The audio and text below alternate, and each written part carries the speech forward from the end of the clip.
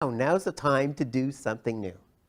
As we begin adjusting to the idea of retirement, we've got a big retirement party. Suddenly we're not going into the office every day. We go into stage 2, which I've called the transition zone. We're in a transition period in our lives where the old is no longer there for us, and yet we're not sure what's coming next. We suddenly have a lack of routine. Imagine you wake up one day and you don't have that routine of your work, going to the job and all the daily activities that you go through. There's a loss of social status and a loss of identity.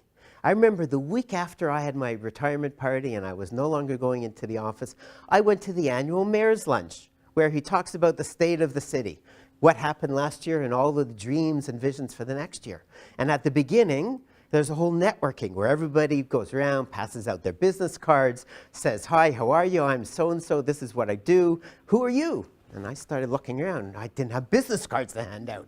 I wasn't the CEO of Pasto Mental Health, the largest mental health agency in the region any longer.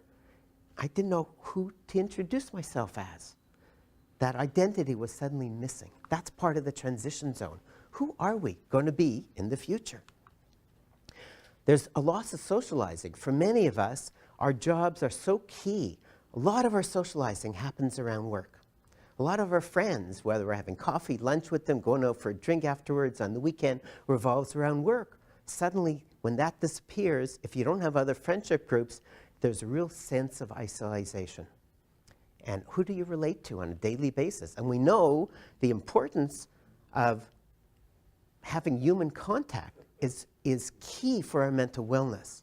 So the more your friendship groups are tied into work, the more at risk you are when you move into this transition zone and you don't have all of these people to relate to on a daily basis. Relationship stress with your partner at home. Either they're still working and you're not, and suddenly you've got all this time in your hand, and why aren't they around?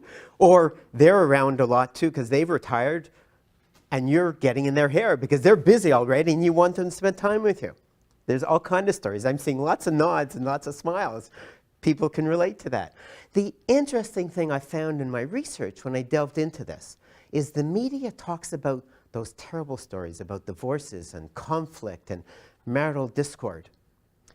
I interviewed 110 people. I didn't come across one of those serious, difficult, struggling periods for those people. Lots of people had stories about transitional stresses in the relationships, but the message I took away was if you had a strong relationship before you retired, you had many bumps in the road throughout the years, and you were resilient as a couple and you knew how to deal with it. This is just one more bump, and you dealt with it. There's some wonderfully humorous stories. If I have time, I'll share one or two of them with you. But people did deal with it and moved on with life. Many people told me that as soon as they had the retirement party, they were out of the office, they didn't know what to do, they embraced transition projects. So some people hopped on a plane and went traveling for a month. Other people went up to the summer cottage and put a whole wing on the cottage. Or they stayed home and they renovated a cottage. Or they took out those boxes, like really our generation had boxes of pictures from when we were younger. That's all online now. And they started putting them in photo albums. And some of them, it took them months to do. But people engaged in transition projects because they weren't sure what they were going to do. And then people started describing to what I've called a personal inventory.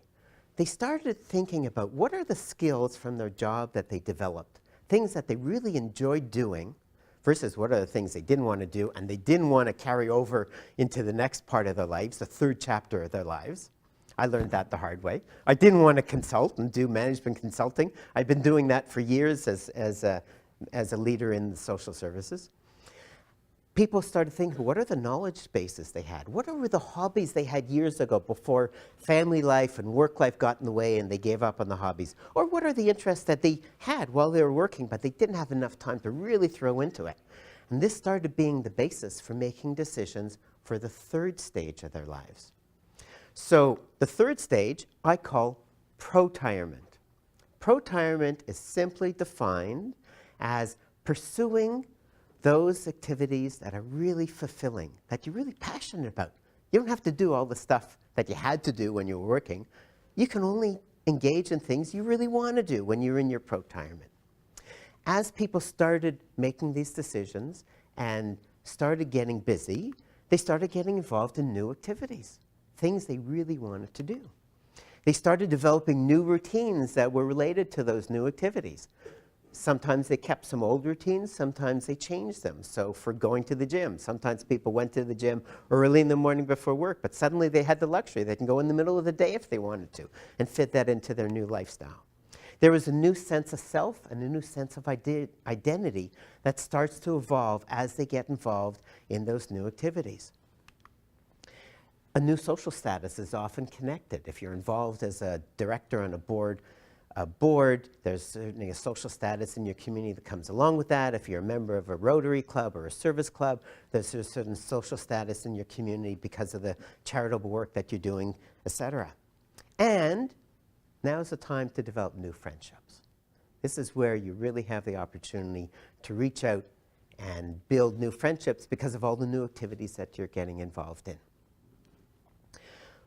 As I began to identify these three stages, I was going through the 110 stories that people shared with me in our individual interviews, and I began identifying a second theme. This is the fun part of it. In Protirement, there were so many different activities people started getting involved in.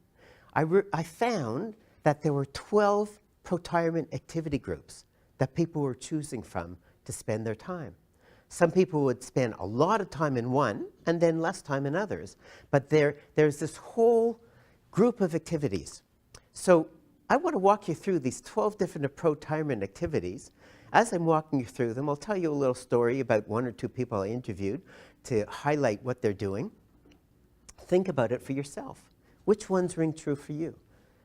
How would you like to get involved in some of these activities? The first activity, believe it or not, is some people are choosing